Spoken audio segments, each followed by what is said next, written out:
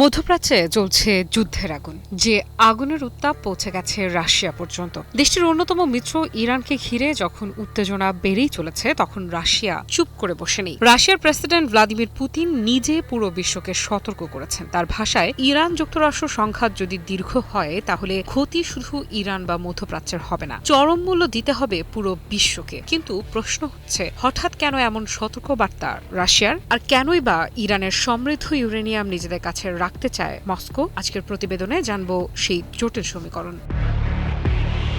সম্প্রতি পুতিন ঘোষণা দিয়েছেন, ইরানকে ঘিরে চলমান সংঘাত যত দ্রুত সম্ভব শেষ হওয়া দরকার, কারণ এই যুদ্ধ কেবল সীমান্তে সীমাবদ্ধ নেই। এর প্রভাব ইতোমধ্যেই ছড়িয়ে পড়েছে জ্বালানি বাজারে, চাপে পড়ছে বৈশ্বিক অর্থনীতি, বাড়ছে অনিশ্চয়তা। পুতিন সরাসরি বলেন, এই সংঘাত চলতে থাকলে বিশ্বজুড়ে সবাই ক্ষতিগ্রস্ত হবে। বিশ্লেষকেরা বলছেন, মধ্যপ্রাচ্যে অস্থিতিশীলতা মানেই তেলের বাজারে অস্থিরতা, আর তেলের দাম বাড়া মানেই বিশ্বজুড়ে বাড়তি মূল্যস্ফীতি আর অর্থনৈতিক চাপ। কিন্তু এখানেই শেষ নয়। সবচেয়ে বড় আলোচনার জন্ম দিয়েছে পুতিনের আরেকটি প্রস্তাব। রুশ প্রেসিডেন্ট পুতিন জানিয়েছেন, ইরানের সমৃদ্ধ ইউরেনিয়াম নিজেদের কাছে স্থানান্তর ও সংরক্ষণ করতে প্রস্তুত রাশিয়া। শুনতে অবাক লাগলেও এটা একেবারে নতুন কিছু নয়। পুতিন স্মরণ করিয়ে দেন, 2015 সালেও একই কাজ করেছিল রাশিয়া। তখন আন্তর্জাতিক সমঝোতার অংশ হিসেবে ইরানের কিছু সমৃদ্ধ ইউরেনিয়াম সরিয়ে নেওয়া হয়েছিল দেশটির বাইরে, আর সেই দায়িত্ব পালন করেছিল মস্কো। এবারও প্রয়োজনে সেই অভিজ্ঞতা কাজে লাগাতে প্রস্তুত বলে জানান পুতিন। কিন্তু কেন এত গুরুত্বপূর্ণ এই ইউরেনিয়াম? কারণ সমৃদ্ধ ইউরেনিয়ামই হচ্ছে পারমাণবিক কর্মসূচির সবচেয়ে স্পর্শকাতর অংশ। এটি বিদ্যুৎ উৎপাদনে ব্যবহার করা যায়, আবার নির্দিষ্ট মাত্রা ছাড়ালে তা পারমাণবিক অস্ত্র তৈরির পথও খুলে দিতে পারে। আর এখানেই বিশ্ব শক্তিগুলোর উদ্বেগ। পুতিন দাবি করেন, একসময় সংঘাত সংশ্লিষ্ট সব পক্ষই একমত হয়েছিল ইরানের ইউরেনিয়াম দেশটির বাইরে সরিয়ে নেওয়া হবে, কিন্তু পরে পরিস্থিতি বদলে যায়। রাশিয়ার দাবি অনুযায়ী যুক্তরাষ্ট্র অবস্থান কঠোর করে জানায়, ইউরেনিয়াম শুধু মার্কিন ভূখণ্ডেই স্থানান্তর করতে হবে। আর এরপরই নিজেদের অবস্থান আরও কঠোর করে ইরান, অর্থাৎ কূটনৈতিক সমাধানের পথ তখন থেকেই আরও জটিল হয়ে ওঠে। বিশ্লেষকেরা বলছেন, এখানে শুধু পারমাণবিক ইস্যু নয়, চলছে প্রভাব বিস্তারের লড়াইও। একদিকে যুক্তরাষ্ট্র, অন্যদিকে রাশিয়া ও চীন। আর এই সংঘাতের কেন্দ্রে দাঁড়িয়ে আছে মধ্যপ্রাচ্যের ভূ রাজনীতি। তবে প্রশ্ন হচ্ছে, রাশিয়া কি সত্যিই শান্তি চায়, নাকি এটি আন্তর্জাতিক কূটনীতিতে নিজেদের প্রভাব বাড়ানোর নতুন কৌশল? কারণ ইউক্রেন যুদ্ধ শুরুর পর পশ্চিমাদের সঙ্গে সম্পর্কের টানাপোড়েনে রাশিয়া এখন নতুন জোট ও নতুন প্রভাব বলয় গড়ে তুলতে ব্যস্ত। আর সেই জায়গায় ইরান রাশিয়ার গুরুত্বপূর্ণ মিত্র। তাই পুতিনের এই বক্তব্যকে অনেকে দেখছেন একদিকে সতর্ক বার্তা হিসেবে, অন্যদিকে কৌশলী কূটনৈতিক বার্তা হিসেবেও। JBS holdings limited. তবে বাস্তবতা হচ্ছে, মধ্যপ্রাচ্যে উত্তেজনা যত বাড়বে ততই বাড়বে বৈশ্বিক উদ্বেগ। কারণ এই অঞ্চল শুধু রাজনীতির কেন্দ্র নয়, বিশ্ব জ্বালানি সরবরাহেরও অন্যতম প্রধান উৎস। এখানে বড় ধরনের সংঘাত মানেই তেলের বাজারে ধাক্কা, বিশ্ব অর্থনীতিতে অস্থিরতা আর আন্তর্জাতিক নিরাপত্তায় নতুন ঝুঁকি। তাই এখন দেখার বিষয়, কূটনীতি কি শেষ পর্যন্ত যুদ্ধকে থামাতে পারবে, নাকি পরিস্থিতি আরও জটিল হয়ে উঠবে। ইরান যুক্তরাষ্ট্র যুদ্ধ শুরু হয়েছিল ইরানকে চাপে ফেলতে, কিন্তু এখন প্রশ্ন উঠছে, এই যুদ্ধে কি উল্টো নিজের অস্ত্রভান্ডার ফাঁকা করে ফেলেছে যুক্তরাষ্ট্র? যুক্তরাষ্ট্র থেকেই এই সতর্কবার্তা দিয়েছেন মার্কিন সিনেটর মার্ক কেলি। তার দাবি, ইরানের সঙ্গে চলমান সংঘাতে যুক্তরাষ্ট্র এত বেশি ক্ষেপণাস্ত্র, ইন্টারসেপ্টর আর গোলা বারুদ ব্যবহার করেছে যে ভবিষ্যতের বড় কোনো যুদ্ধে দেশটি বিপদে পড়ে যেতে পারে। সিবিএস এর ফেস দ্য নেশন অনুষ্ঠানে দেওয়া সাক্ষাৎকারে কেলি বলেন, পেন্টাগনের সাম্প্রতিক ব্রিফিং তাকে রীতিমতো হতবাক করেছে। কারণ সেখানে স্পষ্টভাবে উঠে এসেছে, Tomahawk cruise missile, ATACMS, SM-3 third এবং প্যাট্রিয়ট ক্ষেপণাস্ত্রের মজুদ ভয়াবহভাবে কমে গেছে। তার ভাষায়, আমাদের অস্ত্রভান্ডার কত গভীরভাবে খালি হয়ে গেছে তা সত্যি চমকে দেওয়ার মতো। কিন্তু এখানেই শেষ নয়। কেলির সবচেয়ে বড় উদ্বেগ, এই যুদ্ধের কোনো পরিষ্কার কৌশলই ছিল না। তিনি সরাসরি অভিযোগ করেন, প্রেসিডেন্ট ডোনাল্ড ট্রাম্প কোনো সুস্পষ্ট লক্ষ্য, সময়সীমা বা দীর্ঘমেয়াদী পরিকল্পনা ছাড়াই যুক্তরাষ্ট্রকে এই যুদ্ধে জড়িয়ে ফেলেছেন। ফলে অল্প সময়েই বিপুল পরিমাণ অস্ত্র ব্যবহার করতে হয়েছে আমেরিকাকে। আর সেই কারণেই এখন যুক্তরাষ্ট্র আগের চেয়ে কম নিরাপদ, এমনটাই মনে করছেন এই সিনেটর। বিশেষ করে চীনের সঙ্গে সম্ভাব্য সংঘাতের প্রসঙ্গ তুলে কেলি বলেন, পশ্চিম প্রশান্ত মহাসাগরীয় অঞ্চলে যদি বড় যুদ্ধ শুরু হয় তাহলে বর্তমান পরিস্থিতি যুক্তরাষ্ট্রের জন্য ভয়ঙ্কর ঝুঁকি তৈরি করতে পারে। কারণ যুদ্ধ শুধু শুরু করাই বড় বিষয় নয়, বড় বিষয় হলো সেটা কতদিন টিকবে। কেলির মতে, যদি কোনো সংঘাত কয়েকদিনের বদলে কয়েক মাস বা কয়েক বছর ধরে চলে তাহলে যুক্তরাষ্ট্রের বর্তমান সামরিক প্রস্তুতি ভয়াবহভাবে দুর্বল হয়ে পড়বে। আরও চাঞ্চল্যকর তথ্য দিয়েছে সিবিএস। সিবিএসের প্রতিবেদনে বলা হয়েছে, ইরানের বিরুদ্ধে এই যুদ্ধে ইতোমধ্যেই অন্তত $50 বিলিয়ন ব্যয় করেছে যুক্তরাষ্ট্র। অর্থাৎ শুধু অস্ত্র নয়, অর্থনৈতিক চাপও দ্রুত বাড়ছে। কেলি আরও জানান, কিছু গুরুত্বপূর্ণ ক্ষেপণাস্ত্র ও প্রতিরক্ষা ব্যবস্থা পুনরায় তৈরি করতে কয়েক বছর পর্যন্ত সময় লাগতে পারে। অর্থাৎ আজ যেসব অস্ত্র ব্যবহার করা হচ্ছে সেগুলোর ঘাটতি আগামী বহু বছর ধরে আমেরিকার সামরিক সক্ষমতায় প্রভাব ফেলতে পারে। এদিকে তিনি ট্রাম্প প্রশাসনের বিশাল প্রতিরক্ষা বাজেট নিয়েও কড়া সমালোচনা করেছেন। $1.5 ট্রিলিয়ন নতুন প্রতিরক্ষা পরিকল্পনাকে প্রশ্নবিদ্ধ করে কেলি বলেন, তথাকথিত গোল্ডেন ডোম ক্ষেপণাস্ত্র প্রতিরক্ষা প্রকল্প বাস্তবে কার্যকর হওয়ার সম্ভাবনা খুবই কম। তার মতে, এই প্রযুক্তির পেছনের পদার্থবিজ্ঞান এতটাই জটিল যে শেষ পর্যন্ত বিপুল অর্থ খরচ হলেও কাঙ্ক্ষিত ফল নাও আসতে পারে। অন্যদিকে যুদ্ধের ঘটনা প্রবাহ এখন মধ্যপ্রাচ্যে নতুন উত্তেজনা তৈরি করেছে। 28 ফেব্রুয়ারি যুক্তরাষ্ট্র ও ইসরায়েল যৌথভাবে ইরানের বিরুদ্ধে সামরিক অভিযান শুরু করে। আমি ভরসা রাখি হিরন স্মার্ট ওয়াটার পিউরিফায়ারে। ইরানের অভিযোগ, এই হামলায় পারমাণবিক স্থাপনার পাশাপাশি স্কুল, হাসপাতাল এবং গুরুত্বপূর্ণ অবকাঠামোকেও লক্ষ্যবস্তু করা হয়। এরপরই পাল্টা জবাব দেয় তেহরান। অপারেশন ট্রু প্রমিস 4 নামে ইরান শতাধিক হামলা চালানোর দাবি করে। এরপর পাকিস্তানের মধ্যস্থতায় যুদ্ধবিরতি কার্যকর হলেও উত্তেজনা পুরোপুরি কমেনি।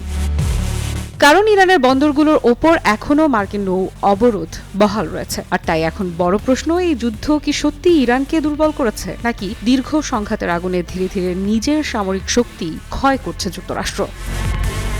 প্রতিবেশীর মুখোশ পরে বছরের পর বছর ধরে সংযুক্ত আরব আমিরাত কি ইরানের বিরুদ্ধেই কাজ করে গেছে? সংযুক্ত আরব আমিরাত কি ইরানের বিরুদ্ধে এক গোপন যুদ্ধে লিপ্ত হয়েছে? মধ্যপ্রাচ্যে ইরান যুক্তরাষ্ট্রের সাম্প্রতিক যুদ্ধে একের পর এক ঘটনা ইঙ্গিত দিচ্ছে যে প্রতিবেশী দেশগুলোর মাঝে ইরানের জন্য সবচেয়ে অবিশ্বস্ত প্রতিবেশী সংযুক্ত আরব আমিরাত। তবে কি ইরানের বিরুদ্ধে যুদ্ধে গোপনে যুক্তরাষ্ট্র ও ইসরায়েলের হয়ে কাজ করছে আমিরাত? ইরান ও আমিরাতের এই টানাপোড়েনের কারণ কি? এই সম্পর্কের টানাপোড়েন নতুন নয়। ইসলামী বিপ্লবের পর থেকেই ইরানের সঙ্গে দ্বন্দ্বের পথ বেছে নেয় আবুধাবি। 3টি কৌশলগত দ্বীপের মালিকানা নিয়ে পুরনো বিরোধকে আবার সামনে আনা, পারস্য উপসাগর এর বদলে আরব উপসাগর শব্দ ব্যবহার, এই সবকিছুকেই ইরানের সার্বভৌম অবস্থানকে চ্যালেঞ্জ করার ধারাবাহিক প্রয়াস বলেই মনে করে তেহরান। ইরান ইরাক যুদ্ধেও নিরপেক্ষ থাকেনি সংযুক্ত আরব আমিরাত। আনুষ্ঠানিকভাবে নিরপেক্ষতার দাবি করলেও বাস্তবে সাদ্দাম হুসেনের সরকারকে আর্থিক সহায়তা দিয়েছে দেশটি। বিশ্লেষকদের মতে সেই সহায়তাই যুদ্ধের গুরুত্বপূর্ণ সময়ে ইরাককে টিকিয়ে রাখতে বড় ভূমিকা রেখেছিল। অর্থাৎ অতীতেও সংকটের সময়ে ইরানের বিরুদ্ধে দাঁড়িয়েছিল আবুধাবি। শুধু সামরিক বা রাজনৈতিক ক্ষেত্রেই নয়, অর্থনৈতিক চাপ তৈরিতেও ইরানের বিরুদ্ধে সক্রিয় ছিল সংযুক্ত আরব আমিরাত। মার্কিন নিষেধাজ্ঞার সময় ব্যাংকিং লেনদেন সীমিত করা, রেমিট্যান্সে বাধা সৃষ্টি এবং বৈদেশিক মুদ্রার প্রবাহ নিয়ন্ত্রণের মাধ্যমে ইরানের অর্থনীতিকে আরও দুর্বল করার অভিযোগ রয়েছে আমিরাতের বিরুদ্ধে। এমনকি ইরানের অভ্যন্তরীণ বাজারে মুদ্রা অস্থিরতা তৈরির ক্ষেত্রেও আবুধাবির সম্পৃক্ততার অভিযোগ উঠেছে। তবে সবচেয়ে বড় উদ্বেগের জায়গাটি হল ইসরায়েলের সঙ্গে সংযুক্ত আরব আমিরাতের ঘনিষ্ঠ সামরিক ও গোয়েন্দা সহযোগিতা। উন্নত প্রতিরক্ষা প্রযুক্তি, নিরাপত্তা সমন্বয়, এমনকি ইসরায়েলি সামরিক বিশেষজ্ঞদের উপস্থিতি সবই ইরানের নিরাপত্তা হিসাবকে আরও জটিল করে তুলেছে। তেহরানের দাবি, এই সহযোগিতা ইরানের বিরুদ্ধে বৃহত্তর কৌশলের অংশ। এর পাশাপাশি অভিযোগ উঠেছে যুক্তরাষ্ট্রকে ইরানের বিরুদ্ধে কঠোর সামরিক অবস্থান নিতে উৎসাহ দিতেও ভূমিকা রেখেছে আবুধাবি। রাজনৈতিক লবিং, তথ্য সরবরাহ এবং আন্তর্জাতিক পরিসরে ইরান বিরোধী অবস্থান জোরালো করার মাধ্যমে ওয়াশিংটনের উপর চাপ সৃষ্টি করেছে সংযুক্ত আরব আমিরাত। সাম্প্রতিক সংঘাতে এই অবস্থান আরও স্পষ্ট হয়েছে। অভিযোগ রয়েছে মার্কিন ও ইসরায়েলি বাহিনীকে রসদ, কৌশলগত সহায়তা এবং আঞ্চলিক চলাচলের সুবিধা দিয়েছে সংযুক্ত আরব আমিরাত। সব মিলিয়ে ইরানের দৃষ্টিতে সংযুক্ত আরব আমিরাত আর শুধু একটি প্রতিবেশী দেশ নয়, বরং এমন এক আঞ্চলিক শক্তি যে কূটনৈতিক ভাষায় ভারসাম্যের কথা বললেও বাস্তবে যুক্তরাষ্ট্র ও ইসরায়েলের সঙ্গে মিলে তেহরানের বিরুদ্ধে কৌশলগত অবস্থান নিয়েছে। মধ্যপ্রাচ্যের ভবিষ্যৎ রাজনীতিতে এই অবিশ্বাস কতদূর গড়ায় সেটাই এখন দেখার বিষয়। ইরান যুক্তরাষ্ট্র যুদ্ধবিরতি চলছে, মিসাইল হামলাও অনেকটাই থেমে গেছে, কিন্তু মধ্যপ্রাচ্যের আকাশে এখনো ভাসছে একটা প্রশ্ন, ইরানের সেই সমৃদ্ধ ইউরেনিয়াম এখন কোথায়? কারণ এবার সরাসরি সেই ইউরেনিয়ামের দিকেই আঙুল তুলেছেন ইসরায়েলের প্রধানমন্ত্রী বেনিয়ামিন নেতানিয়াহু। তার স্পষ্ট ঘোষণা, ইরানের মজুদ সমৃদ্ধ ইউরেনিয়াম সরিয়ে নেওয়া না হলে এই যুদ্ধকে শেষ বলা যাবে না। সম্প্রতি সিবিএস এর জনপ্রিয় অনুষ্ঠান 60 মিনিটসে দেয়া সাক্ষাৎকারে নেতানিয়াহু বলেন, ইরানের হাতে এখনো এমন ইউরেনিয়াম রয়েছে যা ভবিষ্যতে বড় হুমকিতে পরিণত হতে পারে। শুধু তাই নয়, যেসব স্থাপনায় ইউরেনিয়াম সমৃদ্ধকরণ চলছে সেগুলো পুরোপুরি ধ্বংস করতে হবে বলে মন্তব্য করেন তিনি। আর এরপরই আসে সবচেয়ে আলোচিত বক্তব্যটি। যখন তাকে জিজ্ঞেস করা হয় ইউরেনিয়াম সরানো হবে কিভাবে, নেতানিয়াহুর উত্তর ছিল খুবই ছোট কিন্তু ভয়ঙ্কর। তিনি বলেন, ভেতরে যেতে হবে এবং তা নিয়ে আসতে হবে। এই একটি বাক্যেই নতুন করে শুরু হয়েছে জল্পনা। তাহলে কি আবারও ইরানের ভেতরে কোনো গোপন অভিযান চালানোর পরিকল্পনা করছে ইসরায়েল, নাকি সামনে আসছে আরও বড় সামরিক সংঘাত? নেতানিয়াহু দাবি করেছেন, এ বিষয়ে মার্কিন প্রেসিডেন্ট ডোনাল্ড ট্রাম্পও তার সঙ্গে একমত। তার ভাষায় ট্রাম্প তাকে বলেছেন, আমি সেখানে যেতে চাই। তবে এখানেই তৈরি হয়েছে নতুন ধোঁয়াশা। কারণ ট্রাম্পের প্রকাশ্য বক্তব্য অনেকটাই ভিন্ন। তিনি বরাবরই বলে আসছেন, ইরানের পারমাণবিক কর্মসূচি অনেকাংশে নিয়ন্ত্রণে আনা হয়েছে এবং পরিস্থিতি এখন যুক্তরাষ্ট্রের নজরদারিতেই রয়েছে। সম্প্রতি আরেক সাক্ষাৎকারে ট্রাম্প আরও এক ধাপ এগিয়ে বলেন, ইরান সামরিকভাবে পরাজিত হয়েছে। তার দাবি, যুক্তরাষ্ট্র চাইলে যে কোনো সময় সেই ইউরেনিয়াম নিজেদের নিয়ন্ত্রণে নিতে পারবে। টেলিভিশন সাংবাদিক শ্যারিল অ্যাটকিনসনের সঙ্গে আলাপকালে ট্রাম্প বলেন, পুরো স্থানটি আমাদের নজরদারিতে রয়েছে। কেউ সেখানে যাওয়ার চেষ্টা করলেই আমরা জানতে পারবো। এমনকি তিনি সরাসরি হুঁশিয়ারিও দেন। ট্রাম্প বলেন, যদি কেউ গোপনে ইউরেনিয়াম সরানোর চেষ্টা করে তাহলে সঙ্গে সঙ্গেই হামলা চালানো হবে। অর্থাৎ যুদ্ধবিরতি থাকলেও ইরানের পারমাণবিক স্থাপনাগুলো এখনও আমেরিকা ও ইসরায়েলের টার্গেটের কেন্দ্রেই রয়েছে। নেতানিয়াহুর মতে, যদি এমন কোনো চুক্তি হয় যেখানে আন্তর্জাতিকভাবে ভেতরে গিয়ে ইউরেনিয়াম সরিয়ে নেওয়া সম্ভব হয়, তাহলে সেটিই হবে সবচেয়ে ভালো পথ। কিন্তু তিনি একই সঙ্গে এটাও পরিষ্কার করেছেন, সব বিকল্প এখনও টেবিলে রয়েছে। যখন তাকে জিজ্ঞেস করা হয় গোপনে রাখা ইউরেনিয়াম দখলে নিতে সামরিক অভিযান চালানো হতে পারে কিনা, তখন তিনি সরাসরি উত্তর দেননি। বরং বলেন, আমাদের সামরিক পরিকল্পনা বা সক্ষমতা নিয়ে আমি কিছু বলতে চাই না। কি বুঝলেন ভাই? অনলি যেটাই চাই। নেতানিয়াহু আরও দাবি করেছেন, যুদ্ধের অনেক লক্ষ্য এখনও পূরণ হয়নি। তার অভিযোগ, ইরান এখনও বিভিন্ন প্রক্সি গোষ্ঠীকে সমর্থন দিচ্ছে এবং ব্যালিস্টিক ক্ষেপণাস্ত্র তৈরির কাজ চালিয়ে যাচ্ছে। যদিও ইসরায়েল তাদের সক্ষমতার বড় অংশ ক্ষতিগ্রস্ত করেছে বলে দাবি করছে, তবুও নেতানিয়াহুর ভাষায় অনেক কিছু এখনও রয়ে গেছে, কাজ শেষ হয়নি। তবে কি ইরানের ইউরেনিয়াম ইস্যু মধ্যপ্রাচ্যে আরেক দফা যুদ্ধের কারণ হতে যাচ্ছে, নাকি পর্দার আড়ালে শুরু হয়ে গেছে আরও বড় কোনো গোপন অভিযান? ভারত জুড়ে নতুন আলোড়ন। তামিল সিনেমায় দীর্ঘ 3 দশক কাঁপিয়ে এবার রাজনীতির মাঠে নতুন চমক নিয়ে হাজির। অভিনয় ছেড়ে রাজনীতির জগতে পা রাখা বিজয় থালাপতির প্রথম নির্বাচনেই ভোটারদের সাড়া পেয়ে তামিলনাড়ুর মুখ্যমন্ত্রী হিসেবে আসন গ্রহণ করেছেন চন্দ্রশেখরন জোসেফ বিজয়। তবে কি তিনি দিল্লির সাবেক মুখ্যমন্ত্রী অরবিন্দ কেজরিওয়ালের পথেই হাঁটতে চলেছেন? কারণ মুখ্যমন্ত্রী হিসেবে শপথ নিয়েই 200 ইউনিট পর্যন্ত বিনামূল্যে বিদ্যুৎ সুবিধা দেওয়ার ঘোষণা দিয়েছেন বিজয় থালাপতি। তবে মুখ্যমন্ত্রী হিসেবে কতদিন দায়িত্ব পালন করবেন সাবেক এই অভিনেতা? প্রশ্ন হলো, থালাপতির হাত ধরে আর কোন কোন সুবিধা পেতে চলেছে তামিলনাড়ুর জনগণ? সময়টা 2019 সালের আগস্ট মাস। দিল্লির তৎকালীন মুখ্যমন্ত্রী ও আম আদমি পার্টির নেতা অরবিন্দ কেজরিওয়ালের একটি ঘোষণাকে কেন্দ্র করে হইচই উঠে যায় পুরো ভারতে। 200 ইউনিটের বেশি বিদ্যুৎ ব্যবহার না করলেই দিল্লির বাসিন্দাদের দিতে হবে না কোনো বিল, এমনটাই সে সময় ঘোষণা দেন কেজরিওয়াল। শুধু তাই নয়, 201 থেকে 400 ইউনিট পর্যন্ত বিদ্যুৎ ব্যবহারে গ্রাহকদের কেবলমাত্র অর্ধেক বিল দেওয়ার রেওয়াজও চালু করেন দিল্লির সাবেক এই মুখ্যমন্ত্রী। এ প্রসঙ্গে সে সময় অরবিন্দ কেজরিওয়াল বলেছিলেন, ভিআইপি এবং বড় রাজনীতিবিদরা বিনামূল্যে বিদ্যুৎ পেলে কেউ কিছু বলে না, সাধারণ মানুষ কেন বঞ্চিত হবে? আমি সেই সাধারণ মানুষকে একই সুবিধা দিতে চাই। এক প্রতিবেদনে বিষয়টি নিশ্চিত করেছে ভারতের সংবাদ মাধ্যম এনডিটিভি। বহু বছর পর কেজরিওয়ালের পথকেই হয়তো অনুসরণ করলেন তামিলনাড়ুর নতুন মুখ্যমন্ত্রী বিজয় থালাপতি। তামিলাগা ভেট্রি কাজাগাম অর্থাৎ টিভিকে দলের প্রধান চন্দ্রশেখরন জোসেফ বিজয় দায়িত্ব নিয়েই ঘোষণা দিলেন, তামিলনাড়ুর জনগণকে 200 ইউনিট পর্যন্ত বিদ্যুতের বিল আর দিতে হবে না। সরকার গঠনের পর প্রথম আদেশের পাতাতেই এই বিষয়ে সই করেছেন অভিনেতা থেকে রাজনীতিবিদ বনে যাওয়া বিজয় থালাপতি। ওই আদেশে বিদ্যুৎ ফ্রি করা ছাড়াও মাদকের বিরুদ্ধে বিশেষ টাস্কফোর্স এবং নারীদের নিরাপত্তায় বিশেষ বাহিনী গঠনের নির্দেশ দিয়েছেন তামিলনাড়ুর নতুন এই মুখ্যমন্ত্রী। 10 মে এক প্রতিবেদনে বিষয়টি নিশ্চিত করেছে সংবাদ মাধ্যম এনডিটিভি। 52 বছর বয়সী বিজয় থালাপতি তামিলনাড়ুর জনকল্যাণমূলক সিদ্ধান্তের অংশ হিসেবে তার প্রদেশকে আগামী এক দশকের মাঝে 1.5 ট্রিলিয়ন মার্কিন ডলারের অর্থনীতিতে পরিণত করারও প্রতিশ্রুতি দিয়েছেন।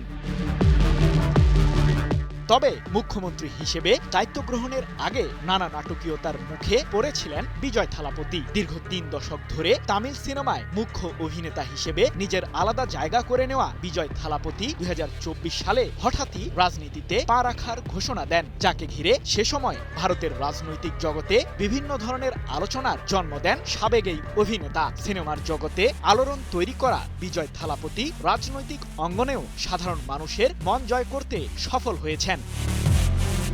গত মাসে অনুষ্ঠিত তামিলনাড়ুর বিধানসভা নির্বাচনে 234 আসনের মধ্যে 108টিতে জয় পেয়ে চমক দেখায় টিভিকে। নির্বাচনে প্রথমবার অংশ নিয়েই দলটি তামিলনাড়ুর দীর্ঘদিনের দুই প্রধান রাজনৈতিক শক্তি ডিএমকে ও এআইএডিএমকের আধিপত্যে বড় ধাক্কা দেয়। তবে একক সংখ্যাগরিষ্ঠতা থেকে 10 আসন পিছিয়ে থাকায় সরকার গঠন নিয়ে অনিশ্চয়তা তৈরি হয়েছিল। আমি ভরসা রাখি হিরন স্মার্ট ওয়াটার পিউরিফায়ারে। রাজনৈতিক দর কষাকষির মধ্যেই প্রথমে কংগ্রেস টিভিকে সমর্থনের ঘোষণা দেয়, তবে তারা শর্ত দেয় বিজেপির মতো সাম্প্রদায়িক শক্তির সঙ্গে কোনো জোট করা যাবে না। পরে ভিসিকে ও বাম দলগুলোর সমর্থন নিশ্চিত হওয়ায় পরিস্থিতি বদলে যায়। অবশেষে জোট সঙ্গীদের সাথে নিয়ে 120টি আসন নিশ্চিত করে মুখ্যমন্ত্রী হিসেবে আগামী 5 বছরের জন্য শপথের মাধ্যমে সরকার গঠন করেন বিজয় থালাপতি। হঠাৎ করেই কেন পারমাণবিক অস্ত্র ব্যবহারের সিদ্ধান্ত নিল উত্তর কোরিয়া? তবে কি আরেকটি বড় ধরনের সংঘাতের দিকেই এগিয়ে যাচ্ছে পুরো বিশ্ব? যুক্তরাষ্ট্রের মিত্রদেশ দক্ষিণ কোরিয়ার রাজধানী সিউলে সম্ভাব্য হামলা চালানোর জন্য নিজেদের দক্ষিণ সীমান্তে বিশেষ ধরনের সমরাস্ত্র মোতায়েনের সিদ্ধান্ত নিয়েছে উত্তর কোরিয়া, যাকে ঘিরে চাঞ্চল্য ছড়িয়েছে হোয়াইট হাউস পর্যন্ত। এদিকে যুক্তরাষ্ট্র ইসরায়েলের যৌথ হামলায় ইরানের সাবেক সর্বোচ্চ ধর্মীয় নেতা আয়াতুল্লাহ আলী খামেনি নিহত হওয়ার পর নিজের নিরাপত্তাকে ঘিরে কিছুটা উদ্বিগ্ন উত্তর কোরিয়ার সর্বোচ্চ নেতা কিম জং উনও। তবে কি তার উপরও হামলা হতে পারে? প্রশ্ন হলো, কাদের বিরুদ্ধে পারমাণবিক অস্ত্র ব্যবহারের সিদ্ধান্ত নিল উত্তর কোরিয়া? ইরানের বিরুদ্ধে সাম্প্রতিক যুদ্ধে ইহুদিবাদীদের আগ্রাসী রূপ দেখেছে বিশ্ববাসী। আয়াতুল্লাহ আলী খামেনিকে হত্যার মাধ্যমে কিছুটা স্বস্তির নিঃশ্বাস ছাড়েন মার্কিন প্রেসিডেন্ট ডোনাল্ড ট্রাম্প। তবে ইরানের পাল্টা হামলায় রেহাই পায়নি মধ্যপ্রাচ্যে থাকা মার্কিন সামরিক ঘাঁটিগুলো। মিসাইল ও আত্মঘাতী ড্রোন দিয়ে হামলা চালিয়েই যুক্তরাষ্ট্রের সেই সামরিক স্থাপনাগুলোকে লণ্ডভণ্ড করেছে তেহরান। তবে যুক্তরাষ্ট্র ও ইসরায়েলের যৌথ হামলার শিকার হয়ে মৃত্যুর কোলে ঢলে পড়া খামেনির বিষয়টি থেকে শিক্ষা নিয়েছেন উত্তর কোরিয়ার সর্বোচ্চ নেতা কিম জং উনও। তবে কি যুক্তরাষ্ট্রই এখন উত্তর কোরিয়ার মূল টার্গেট? ইরান যুদ্ধের মাঝেই কোরীয় উপদ্বীপে উত্তাপ ছড়ান কিম জং উন। অত্যাধুনিক ক্ষেপণাস্ত্রের উৎক্ষেপণ দেখিয়ে পশ্চিমা বিশ্বকে তাক লাগিয়ে দেয় উত্তর কোরিয়া। কারণটা বেশ পরিষ্কার, দক্ষিণ কোরিয়ার সাথে সাম্প্রতিক সময়ে মিত্রের ভূমিকায় দায়িত্ব পালন করছে যুক্তরাষ্ট্র। তবে বিষয়টিকে খুব একটা ভালো নজরে নেননি কিম জং উন। পিয়ংইয়ং এর অভিযোগ, কোরীয় উপদ্বীপকে সংঘাতের দিকেই ঠেলে দিচ্ছে মার্কিন প্রশাসন। যদিও উত্তপ্ত এই পরিস্থিতির মাঝে নিজেদের দক্ষিণ সীমান্তে নতুন এক ধরনের কামান মোতায়েনের সিদ্ধান্ত নিয়েছে উত্তর কোরিয়া, যার মাধ্যমে সিউলে সহজেই হামলা চালাতে পারবে পিয়ংইয়ং, এমনটাই দাবি সমরবিদদের। আর এর সাহায্যে উত্তর কোরিয়া মূলত তার প্রতিবেশী রাষ্ট্রগুলোর প্রতি শত্রুতা আরও গভীর করছে বলে অভিযোগ পশ্চিমাদের। শুধু এতটুকুর মাঝেই সীমাবদ্ধ থাকেনি উত্তর কোরিয়া। নিজেদের সামরিক বহরে থাকা পারমাণবিক অস্ত্র ব্যবহারের নীতিতে নতুন পরিবর্তন এনেছে দেশটি, যাকে কেন্দ্র করে চাঞ্চল্য ছড়িয়েছে পশ্চিমাদের মাঝে। তবে প্রশ্ন হলো, পারমাণবিক অস্ত্র ব্যবহারের নীতিতে কি ধরনের পরিবর্তন এনেছে উত্তর কোরিয়া? কিম জং উনকে লক্ষ্য করে বহিঃশত্রুর আক্রমণ হলেই উত্তর কোরিয়া ব্যবহার করবে পারমাণবিক অস্ত্র, এমন পরিবর্তনই নিজেদের সংবিধানে এনেছে দেশটি, যাতে বলা হয়েছে যে যদি শত্রুপক্ষের আক্রমণের ফলে রাষ্ট্রের পারমাণবিক বাহিনীর কমান্ড অ্যান্ড কন্ট্রোল ব্যবস্থা বিপন্ন হয়, তাহলে স্বয়ংক্রিয়ভাবে এবং অবিলম্বে পারমাণবিক হামলা চালানো হবে। এক প্রতিবেদনে বিষয়টি নিশ্চিত করেছে ব্রিটিশ সংবাদ মাধ্যম দ্য টেলিগ্রাফ। তাহলে কি কেউ কিম জং উনকে হত্যার পরিকল্পনা করছে? কি বুঝলেন ভাই? অনলি যেটাই চাই।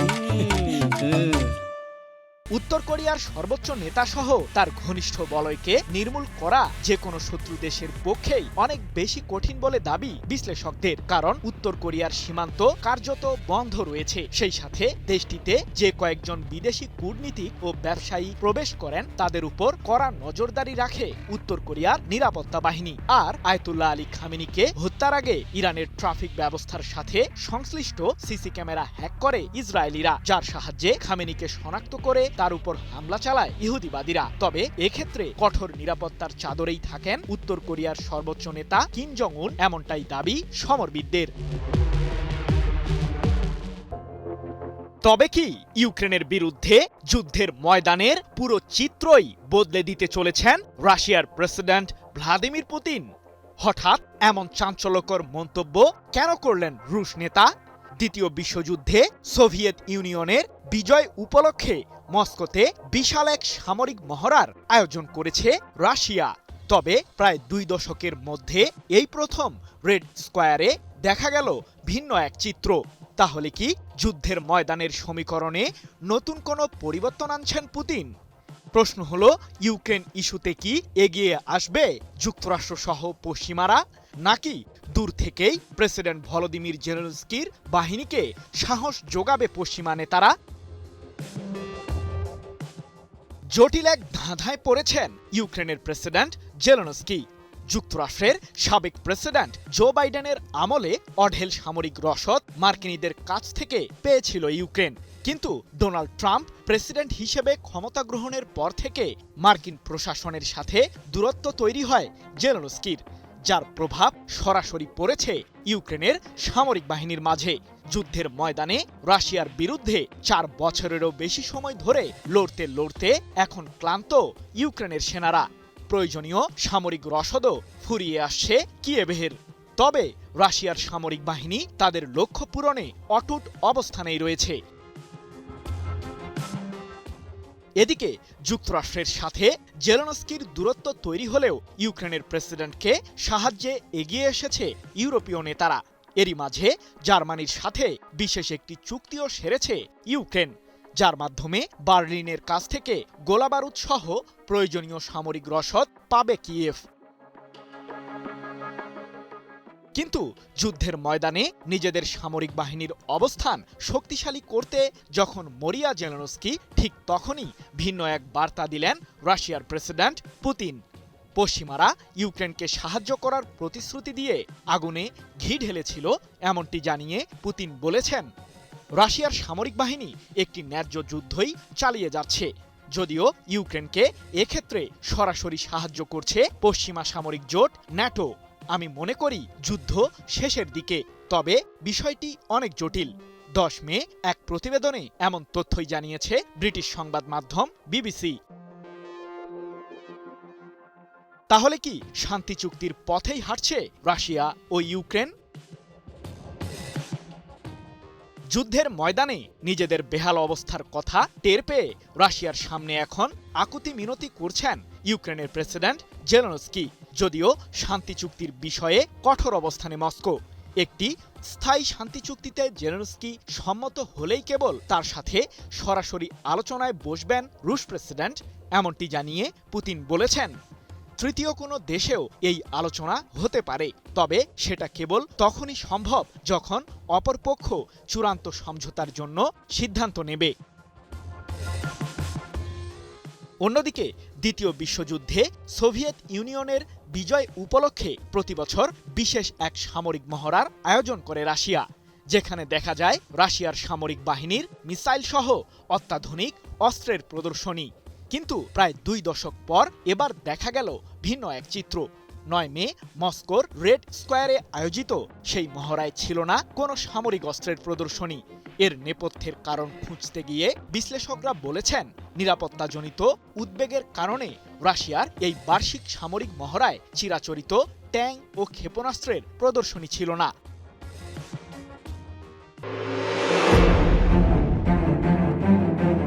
দক্ষিণ এশিয়ায় আবারও বাড়ছে উত্তেজনা।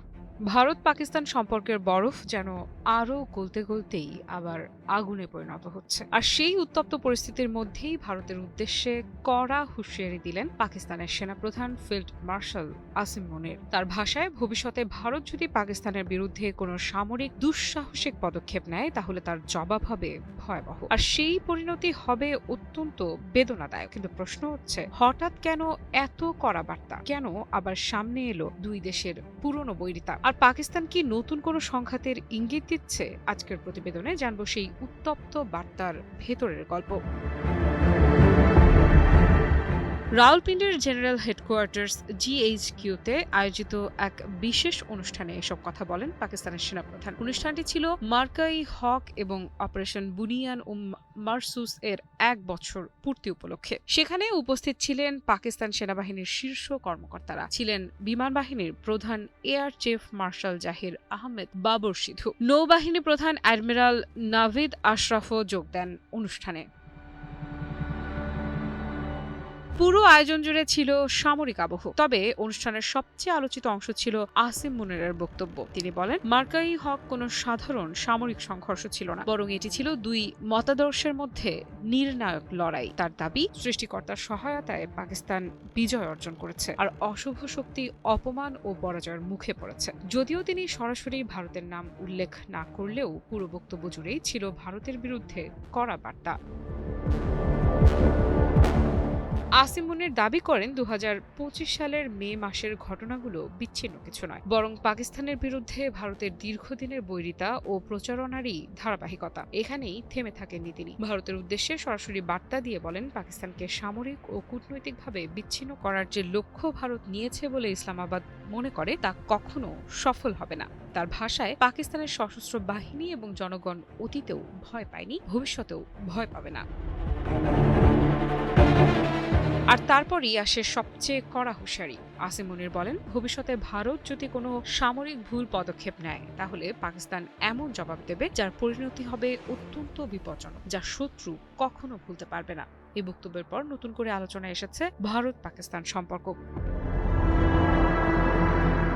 বিশ্লেষকেরা বলছেন, দুই দেশের সম্পর্ক এমনিতেই দীর্ঘদিন ধরে উত্তেজনাপূর্ণ। কাশ্মীর ইস্যু, সীমান্ত সংঘর্ষ, কূটনৈতিক পাল্টাপাল্টি অভিযোগ, সব মিলিয়ে পরিস্থিতি প্রায়ই অস্থির হয়ে ওঠে। আর এখন সেনাপ্রধানের এমন প্রকাশ্য হুঁশিয়ারি নতুন উদ্বেগ তৈরি করেছে পুরো অঞ্চলে। কারণ ভারত ও পাকিস্তান দুই দেশই পারমাণবিক শক্তিধর, ফলে সামান্য উত্তেজনাও বড় সংঘাতে রূপ নিতে পারে বলে আশঙ্কা করছেন অনেকে।